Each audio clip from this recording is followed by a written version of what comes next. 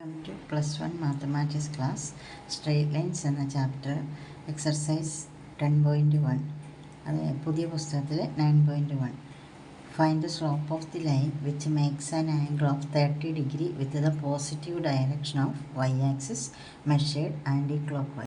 അപ്പോൾ നമ്മളോട് പറഞ്ഞിരിക്കുന്നത് ഒരു ലൈനിൻ്റെ സ്ലോപ്പ് കണ്ടുപിടിക്കാനാണ്. ആ ലൈൻ വൈ ആക്സിസിൽ നിന്ന് ആൻറ്റി ക്ലോക്ക് വൈസ് ഡയറക്ഷനിലുള്ള മെഷർ ചെയ്യുമ്പോൾ അതിൻ്റെ ആംഗിൾ 30 ഡിഗ്രി ആണെന്ന് പറഞ്ഞിരിക്കുന്നു. അപ്പോൾ എക്സ് ആക്സിസിൽ നിന്നുള്ള മെഷർമെൻറ്റാണ് നമുക്ക് വേണ്ടത്. അപ്പോൾ ഈ ആംഗിൾ 90 ആയതുകൊണ്ട് ഇത് 90 + 30. എക്സ് ആക്സിസിൽ നിന്ന് ഇതിൻ്റെ സ്ലോപ്പ് ഇൻക്ലിനേഷൻ എന്ന് പറയുന്നത് 120 വരും. 90 + 30. അപ്പോൾ ഇൻക്ലിനേഷൻ 120 ആകുമ്പോൾ സ്ലോപ്പ് എന്ന് പറയുന്നത് tan 120 ആയിരിക്കും. tan 120 എന്ന് പറയുമ്പോൾ tan of 180 - 60 എന്ന് എഴുതാം. tan of 180 - θ എന്ന് പറയുന്നത് -tan θ ആണ്. അപ്പോൾ അതിൻ്റെ വാല്യൂ -tan 60 എന്ന് പറയുമ്പോൾ tan 60യുടെ വാല്യൂ tan 60 √3 ആണ്. -tan 60 ആകുമ്പോൾ -√3. അതായത് സ്ലോപ്പ് എന്ന് പറയുന്നത് -√3. അടുത്ത question, without using distance formula show that points -2, -1, 4, 0, 3, 3 and -3, 2 are the vertices of a parallelogram. അപ്പോൾ ഇവിടെ നമ്മൾ ഈ പോയിൻറ്റ്സിന് ABCD എന്ന് പേര് കൊടുക്കുന്നു.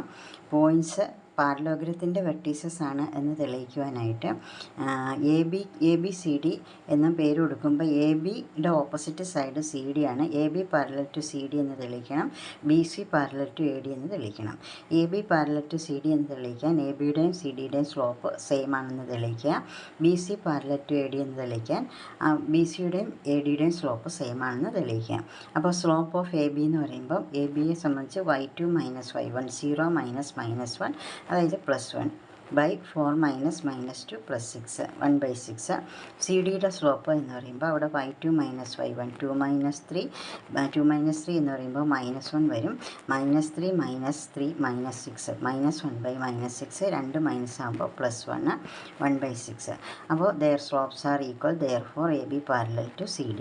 ഇനി അതുപോലെ തന്നെ BCയുടെ സ്ലോപ്പും ADയുടെ സ്ലോപ്പും കണ്ടുപിടിക്കണം. BCയുടെ സ്ലോപ്പ് y2 - y1, 3 - 0, 3 - 4 -1, അതായത് 3/-1, -3 എന്ന ആൻസർ കിട്ടുന്നു. ADയുടെ സ്ലോപ്പ് -3 എന്ന് കിട്ടുന്നു. therefore AD parallel to BC, therefore ABCD is a parallelogram.